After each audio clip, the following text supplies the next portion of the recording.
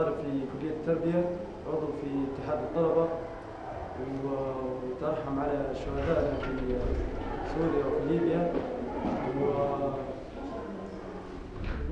اليوم وقفة مدينة، وقفة على تضامن لسوريا، إن شاء الله تكون وقفة.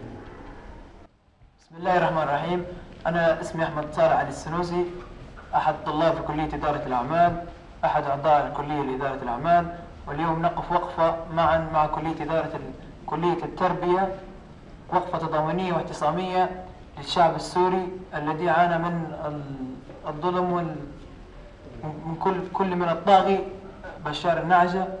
أنا إدريس الزروق علي، أحد أعضاء اللجنة الإعلامية بودان. نقف الآن وقفة اعتصامية مع أخوتنا في سوريا ضد الانتهاكات والقتل الذي يحدث في سوريا من قبل الطاغية بشار. والله أكبر، الله أكبر، الله أكبر.